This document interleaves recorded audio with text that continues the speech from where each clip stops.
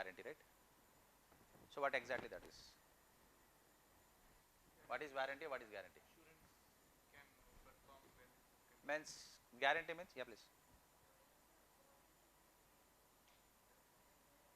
Yes.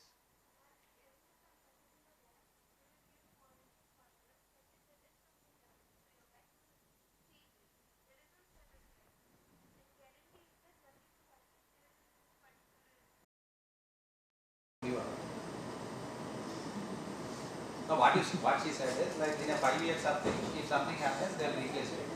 If in a guarantee period, they said nothing will happen. So let us take, I purchase. Now there will be two terms, like the difference is, for example, whenever we purchase anything or any material or anything, they'll write this warranty and guarantee. Guarantee means in that period they assume that nothing will happen to the material. If anything happens to the material, they will full replace that. Okay, they replace the full component or full material. In warranty period, they won't replace it, they'll give the service. The material will be same, they'll only service it. If components are gone, they'll bring it and then they modify it. These are the two terms. Now comes to the thermal condition. So we purchased a fan, we are keeping here, it works for, they'll give a warranty and guarantee for 1 year, guarantee also, warranty also. After 1 year, their condition is the fan may break or fan may fall or fan may it won't work after 1 year. It is continuously working for 10 years. We are using in our house. If assume that warranty and guarantee is completed, nowadays we don't use anything. If on the top of a medicine or any component or any material, if guarantee and warranty are expired date is written, then we don't use it. On the fan also, warranty guarantee means the expired date already they given 1 year or 2 years. After 1 year also we are using it because it's working. Even if it falls also, nothing larger damage won't happen. Let us assume we are working in a boiler. If boiler explodes, then entire 1 kilometer will be explodes. Then on the top of a boiler it is written that the expiry date is so and so today. Can we work on tomorrow? We don't work. Normally it is working, it's not showing any defects or anything. But on the top, whatever thing is written, they said it is out, completed. Then we don't work on it. Then simply the factory people, the company people, they won't replace that boiler, right? Okay. They'll, what they do is they'll test some creep analysis, creep studies. So what they do is they'll take that sample from that material and see the base material, and they conduct a tensile test for both the specimens. After working in the thermal environment for the years, 10 or 15 years, if the two samples gives you same kind of a result, base material without exposing to any environment, after exposure to 15 years, same environment, same gives a same tensile curve, then again they propose to 15 more years. Again it will work for next 15 more years. Based upon the curve and the plasticity of materials, they propose the number of years of the life of that material. So this particular thermal environment, why we need to see in composites are, for example, yesterday I give an example of Agni missile. Okay. So Agni missile they fabricated 15 years back. They are ready. Once we have a war, they start a missile now. But unfortunately, whatever the casings what we have done, the expiry date is gone, 15 years. Now when they start the missile, the assumption is 5,000 kilometers. Due to the expiry of that particular thermal or other conditions, moisture conditions, the missile is deteriorated, the outer casings. So instead of going to 5,000 kilometers, if travels only 1,000 kilometers, then what happens? So instead of other country, it will fall in our country, right? So whatever material, whatever composite, whatever material will develop, we need to see that what is the life of the material with a different environmental condition, how it works. So those conditions are, one is thermal, another one is moisture, another one is a fatigue, creep and aging. Okay. These are the conditions. First I will come with the thermal.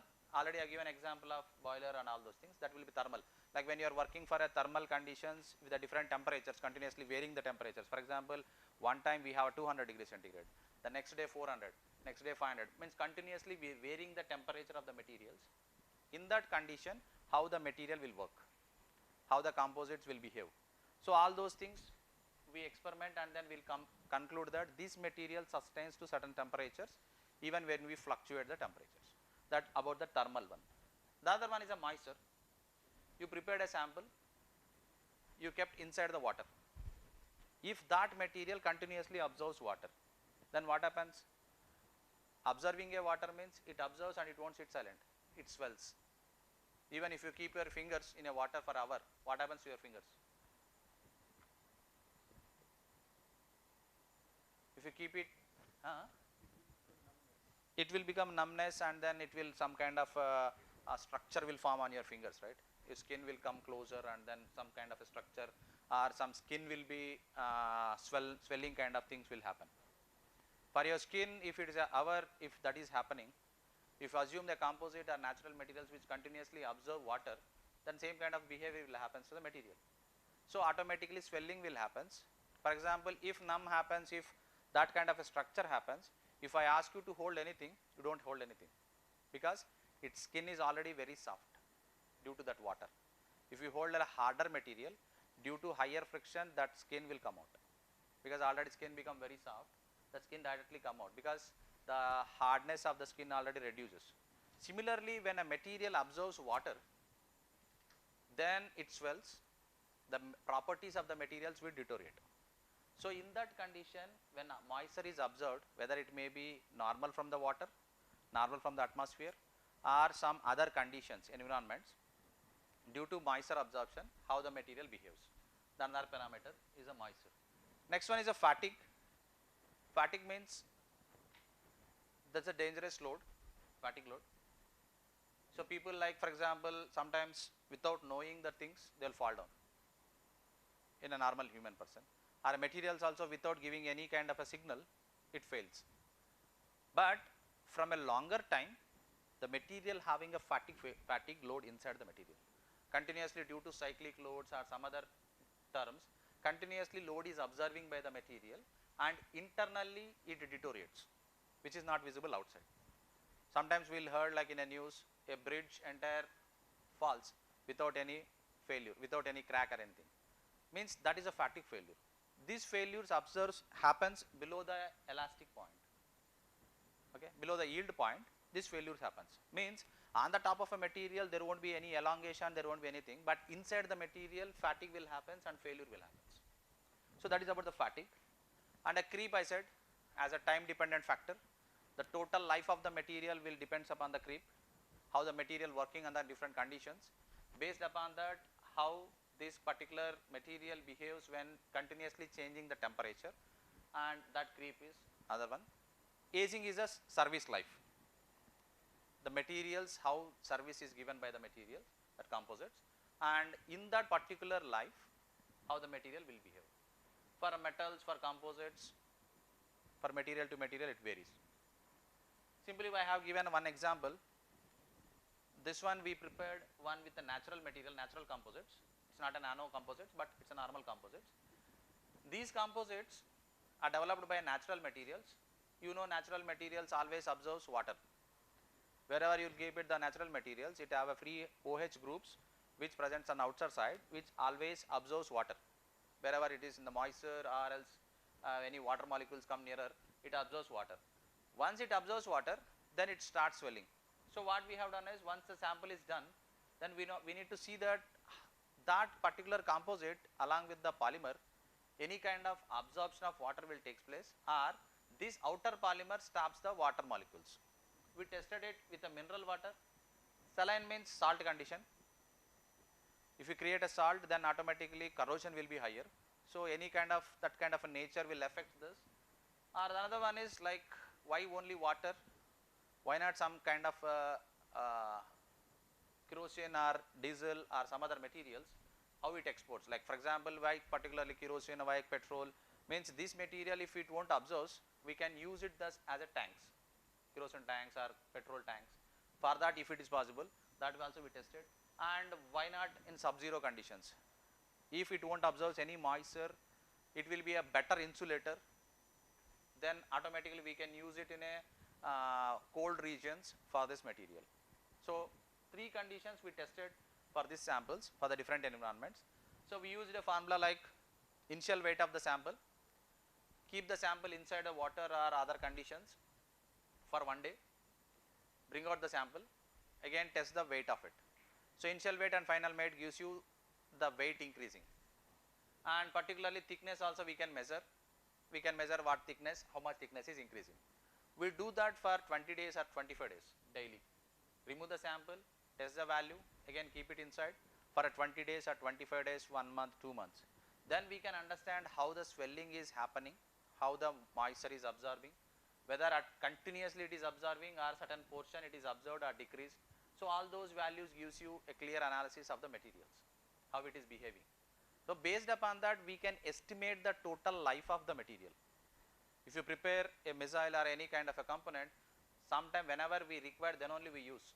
We need to see that in that particular condition this material work or not. So, for that these kind of tests will be useful. So, these are the graphs, you can see it. So, we tested almost 10 days in this one. So, initially we have a higher moisture absorption. So, amount of moisture absorption in the initial state, very first second date will be very high. After that it is saturated, because the entire particles that have a what capacity they have, that entirely absorbs in the first 1 and 2 days. After that there is no chance of like absorbing, saturation comes, then it is settled, there is no further absorption of it. When continuously we have tested up to 10 days, the saturation is absorbed, so we stop that.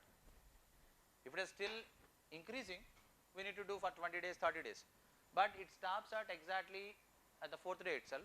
After 4th day, 5th day, 6th day, continuously we tested the next 6 days, there is no enhancement of any kind of further enhancement of absorption moisture. So, we stopped it, and these are the results. Based on that, what will be the final moisture absorption of that material. Now, the question is, okay, the moisture is absorbed, then how it affects the properties?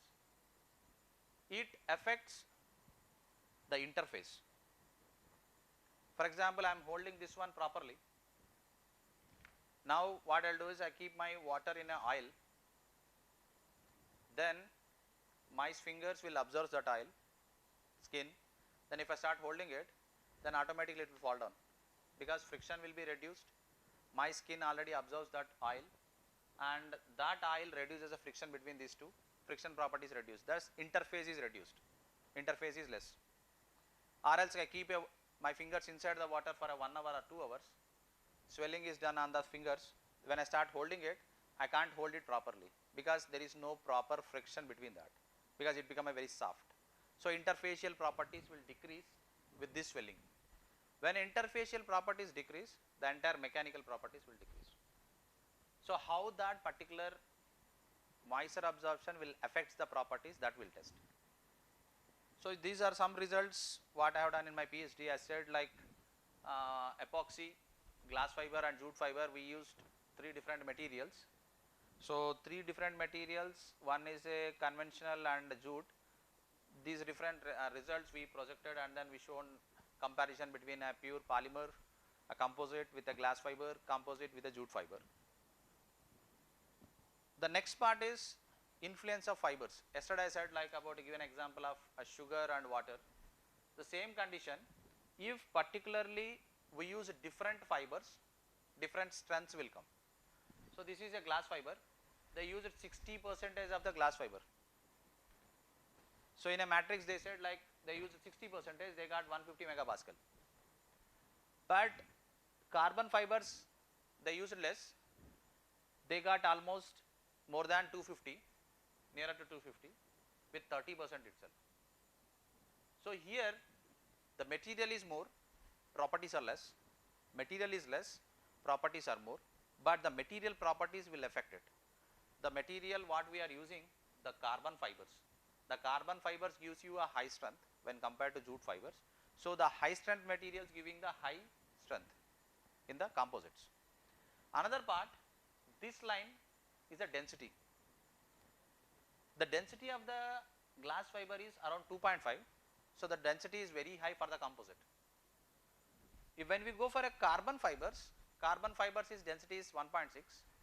So, in a composite it brings to 1.5, 1.6 something. This particularly here you can see it with a low density, high strengths, high density, low strengths. but in terms of a cost, the total cost of the fibers and composite, this one will be very high, this one will be very low. So when we compare the results, we need to see that, we will say that lightweight to high strength. So these materials will gives you an idea that lightweight to high strength, the 30% material itself giving a higher strength when compared to 60% of material. So this is about the fibers influence, and again the same material with the different polymers. We use the different polymers. This is a one material and another material, this is another material. The same combination you can see it. This particular PA66 gives you a higher strength. We use polypropylene, which is very less.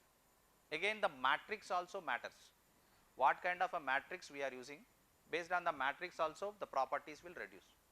So if you use a very less strength matrix, then there is no use of there is no, like, we don't get a higher strength. So this is another one. The another part is orientation of a fiber. Generally when we add a particles, so how we add it, fibers, how we add it. So in this particular image, if you see that this composite, we are testing a tensile test here in this direction, all fibers are in the same direction, then the load will be increased. So to explain it is easily, to understand it easily, can I have a pen please? Another pen please. Yes. If I want to break this pen, okay, so I will pull it, or else I will bend like this and then break it. It will be easy to break. I will add a one more pen, then to break it the load will be doubled. We need a more load to break it.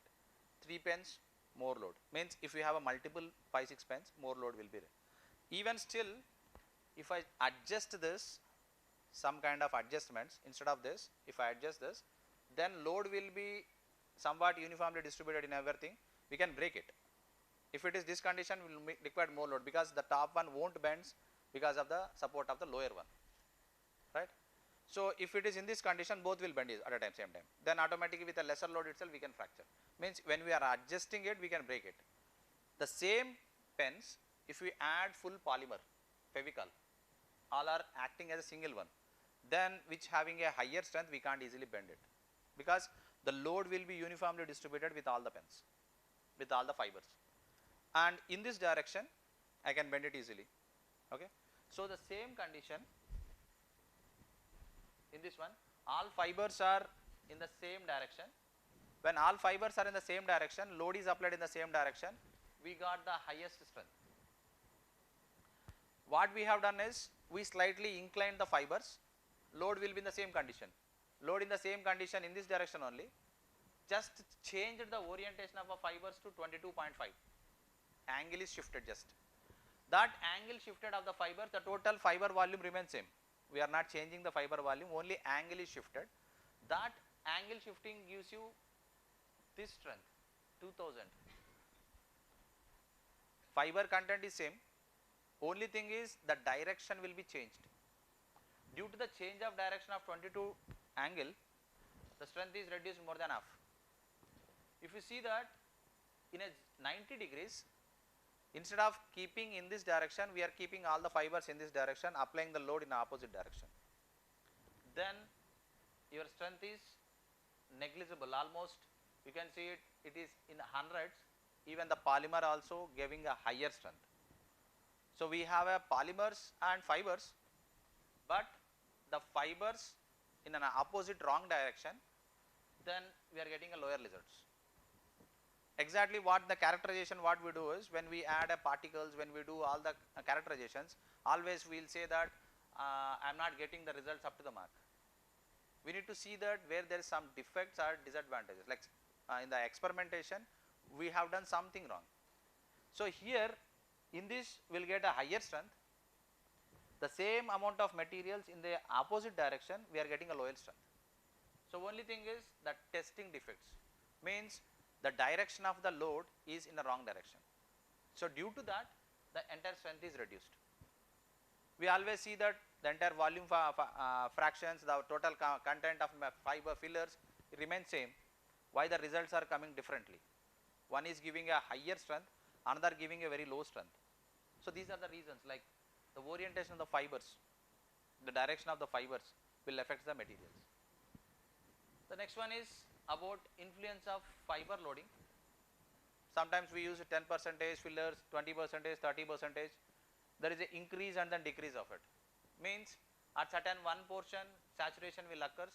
Beyond that there won't be further addition of materials. So these are some SEM analysis. This particular particle. So what we applied a project for the DST of 40 lakhs. We got this. Actually, this we got in our PhD. This is a porous material which we developed on a top of a rice husk. Okay, this is a rice husk. Sorry, not rice husk, coconut shell. On a top of a particle of a coconut shell, these pores are developed. Okay. So when we burned in the inert atmosphere with activating this material with HCl and KOH, so by activating it, other bonds will be removed, and then finally we got a particle of this. You can see it, this is 500 nanometers scale, and this particle is magnified up to 1,20,000 magnification, and in this particular particle we have this porous structure, and we calculated the porous. After that, in the porous we got these nanoparticles. So these nanoparticles, we can see it, this is 400 nanometers and each nanoparticles is around 85 average. So we got these particles inside these porous. So this particular thing we used in our water filters. So in a water filter we have a carbon candle. Nowadays whatever the ROUV we have, in that we have a 4 or 5 candles, one carbon candle we have, that carbon candle will prepared with this coconut shells. But that particular particles are in a micro level, they won't go to nano level, because if they go to nano level, again we need a one more motor to pull the water. In the reverse osmosis already we are using a motor to pull the water. Here if you, in the carbon particles also, if you add these nanoparticles, we need a one more motor to pull the water from these particles. So these particles, if water comes from these carbon particles, then although even the bacteria and everything will be filtered, there is no need of a one more layer, only carbon filter is enough. Once we have a carbon filter, all the particles will be purified with that. We don't need a other kind of a 4 or 5 filters. But pulling a water molecule from this particular carbon particles will be very difficult, and creating a porous uniformly it's not a problem, it's difficult. So it is not possible. So just an idea like to activate a wood apple shell or a coconut shell, these kind of particles will come. These are nano level. And few representations here to magnify the images. I just shown it. This is a 1 SEM image, and then this particle, how the structure is formed on the surface, to magnify and then show that how this particular structure is done. These are few eggshells we used for a composite eggshell also. Eggshells consist of, egg is, everybody sees that, okay, egg materials, egg is normal. Anybody heard like on the top of egg elephant can stand? Do you believe, or in all the directions it can stand? When it is in a vertical direction, when you have a 5 or 6 eggs, on the top of it elephant can stand. Means that much resistance will be there, but it depends upon the shape of it. In a recent structures, if you see in a Dubai or something, they developed these buildings to a very tall buildings using this structure technology. Okay, that's why like whenever I'll say any concepts, I'll always say like in the nature, if you observe the concepts, we get n number of ideas. Okay, but only thing is you need to see in that perspective. Basically in the mechanical, when we start teaching that graphics, we always tell the students, see that in a different view, like imagine the things.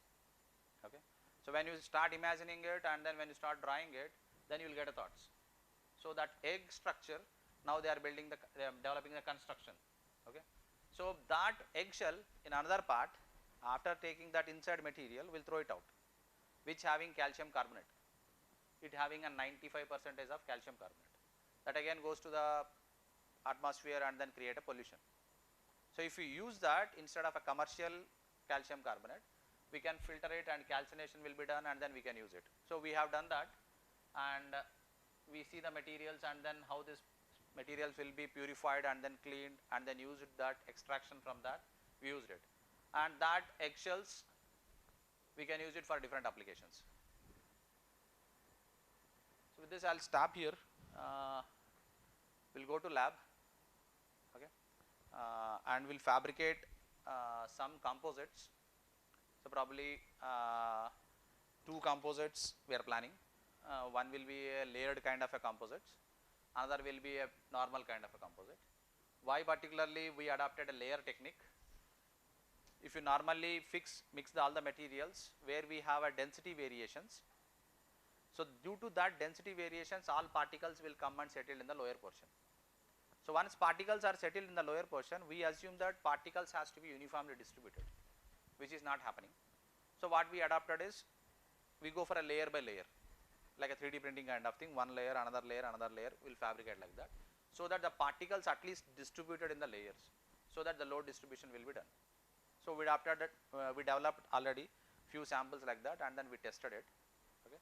So that technique will show you one sample, another one is normal, same composition, same kind of fillers, same material.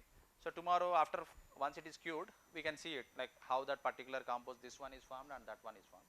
So we will try with the 2 samples today, and if you have any doubts related to composites, yesterday also we do not have a session to discuss any doubts or anything.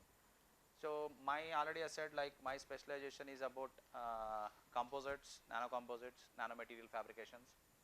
Recently we are working on glasses, bioglasses, okay. So entirely I will focus on these areas, okay. So if you have any kind of doubts related to mechanical terms or characterizations or composites are related to the topics what I discussed, so it's open to have a discussion. For 5 minutes or 10 minutes we will have a discussion, after then we will move to the lab.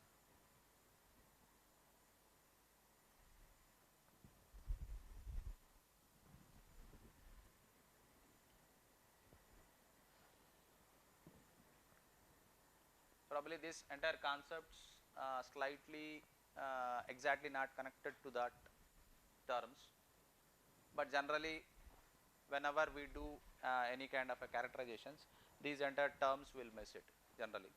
Another one important thing, yesterday also I thought of explaining it, whenever you develop any kind of a material, always we will see that we focus on one application, I want to increase strength of it, every time we do not get it, then automatically we will change the material and we will bring a new material and then we will start doing the experiments.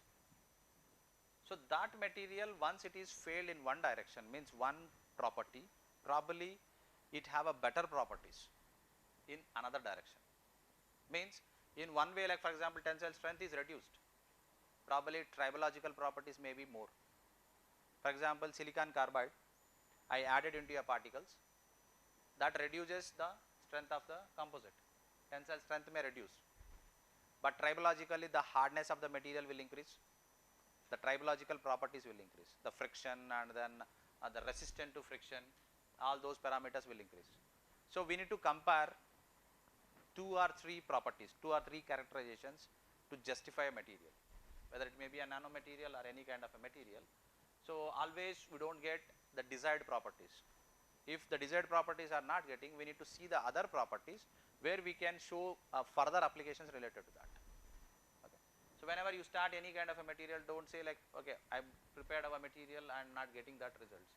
So see that science behind that, like whether that material is suitable for your applications or not. If it is not suitable for that, that may be suitable for some other applications. Try for it. Always we do not require the best high strength materials. Sometimes in some areas we need a low strength materials also. For example, let us take our bone structure itself won't consist of same thing, different layers we have, different materials we have, soft bones we have, different kinds of bones we have. So always if you target a one stronger bone, if you do not get it, see the other applications, see the other terms.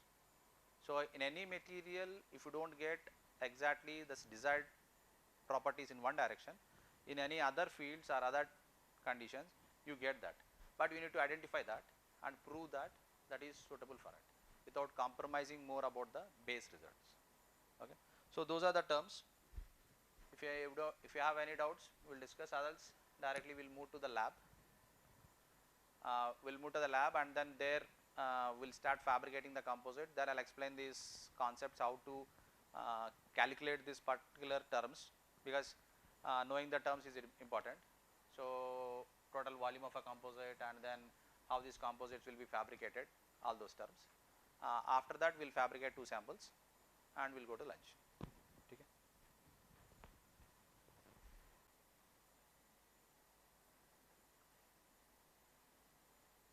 So that is about the SEM, and this is transmission electron microscope. This one will be provides a higher resolution images where we can see the nanoparticles and the nanoparticle interaction with the matrix, and the interface also we can see with this, how this happens, all those. And atomic force microscopy on this, how the roughness, particularly how the material is, what kind of material inside it, all those things we can study. And TGA, DSC, how the TGA will happens, like how the material will degrade by the stage by stage. The initially we can take 100% of the materials. If you have a moisture at 100 degrees centigrade, degradation will take place. Some amount of moisture will be evaporated, weight loss will be there. After that we have what kind of material we used, based upon that the thermal resistance will take place. Once at single point the entire degradation will take place, if it is a metal or some other single kind of a material. If it is a natural material, there will be 3 stages, because natural materials consist of lignin, cellulose, hemicellulose. It degrades stage by stage. So that entire terms will decomposition will shows you TGA. And then the DSC analysis, like what is the melting point, what is the crystallization point, all those behaviors of the material we can see. And electrical and magnetic properties, and this particularly as characterizations we have in our lab actually. This is a UTM. So this particularly will fix the tensile testing specimen here and we will test it. It's a video, later I will show in the lab itself.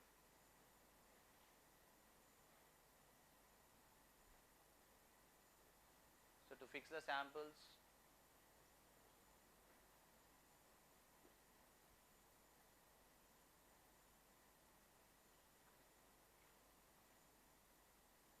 once it is fixed, then we will apply the load.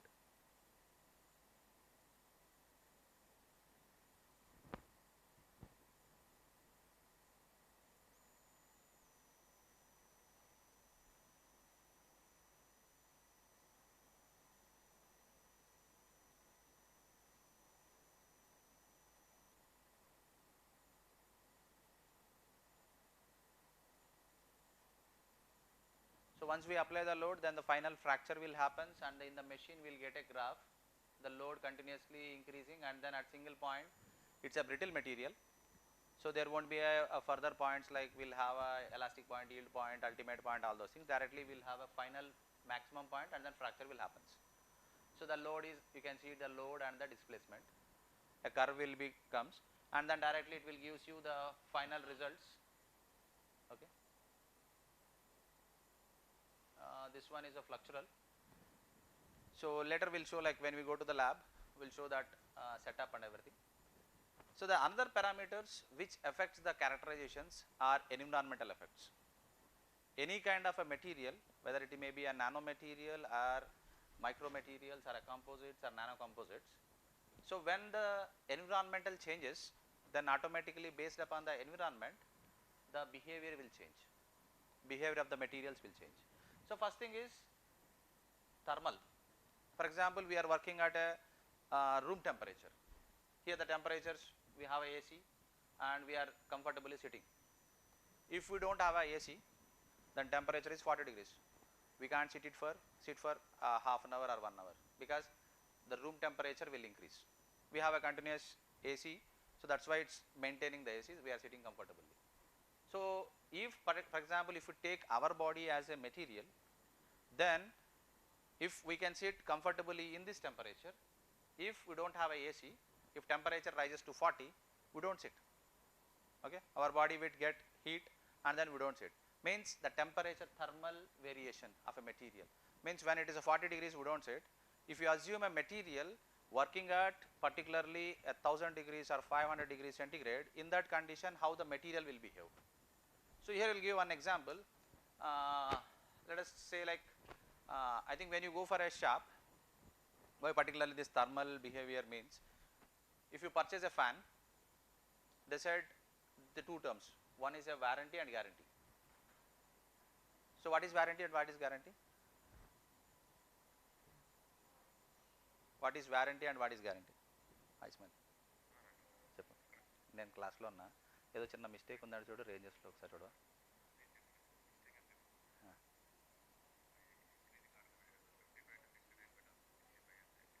అవును, అదొక్కసారి మార్చేసి పంపించమా. దాంట్లో నీ దగ్గర ఉంది same.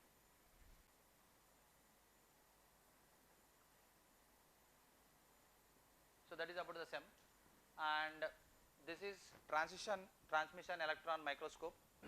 This one will be provides a higher resolution images where we can see the nanoparticles and the nanoparticle interaction with the matrix, and the interface also we can see with this, how this happens, all those. And atomic force microscopy on this, how the roughness, particularly how the material is, what kind of material inside it, all those things we can study. And TGA, DSC, how the TGA will happens, like how the material will degrade by the stage by stage. The initially we can take 100% of the materials. If you have a moisture at 100 degrees centigrade, degradation will take place. Some amount of moisture will be evaporated, weight loss will be there. After that we have what kind of material we used. Based upon that the thermal resistance will take place. Once at single point the entire degradation will take place. If it is a metal or some other single kind of a material, if it is a natural material, there will be 3 stages, because natural materials consist of lignin, cellulose, hemicellulose. It degrades stage by stage. So that entire terms will decomposition will shows you TGA. And then the DSC analysis, like what is the melting point, what is the crystallization point, all those behaviors of the material we can see. And electrical and magnetic properties, and this particularly as characterizations we have in our lab. Actually this is a UTM, so this particularly will fix the tensile testing specimen here and we will test it. It's a video, later I will show in the lab itself.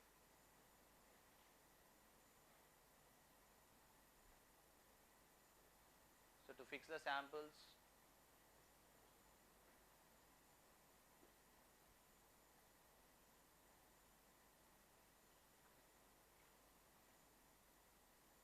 once it is fixed, then we will apply the load.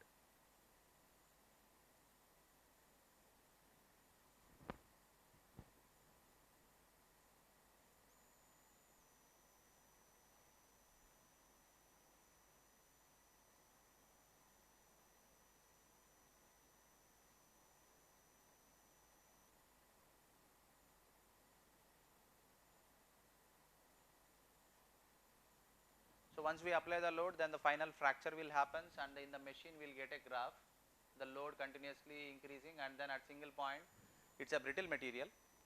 So there won't be a further points, like we'll have a elastic point, yield point, ultimate point, all those things. Directly we'll have a final maximum point, and then fracture will happen. So the load is, you can see the load and the displacement. A curve will be comes, and then directly it will gives you the final results. Okay. This one is a fluxural. So later we'll show, like when we go to the lab, we'll show that setup and everything. So the another parameters which affects the characterizations are environmental effects. Any kind of a material, whether it may be a nanomaterial or micromaterials or a composites or nanocomposites. So when the environmental changes, then automatically based upon the environment, the behavior will change. Behavior of the materials will change. So first thing is thermal. For example, we are working at a room temperature. Here the temperatures, we have a AC and we are comfortably sitting. If we don't have a AC, then temperature is 40 degrees. We can't sit for half an hour or 1 hour, because the room temperature will increase. We have a continuous AC, so that's why it's maintaining the AC, we are sitting comfortably. So if for example if we take our body as a material, then if we can sit comfortably in this temperature, if we don't have a AC, if temperature rises to 40, we don't sit. Okay, our body will get heat and then we don't sit. Means the temperature thermal variation of a material. Means when it is a 40 degrees we don't sit. If you assume a material working at particularly 1000 degrees or 500 degrees centigrade, in that condition how the material will behave. So here I will give one example. Let us say like I think when you go for a shop, why particularly this thermal behavior means, if you purchase a fan, they said terms, one is a guarantee. Guarantee and what is guarantee? And what is guarantee? I smell. ఏదో కొందాడు చూడు range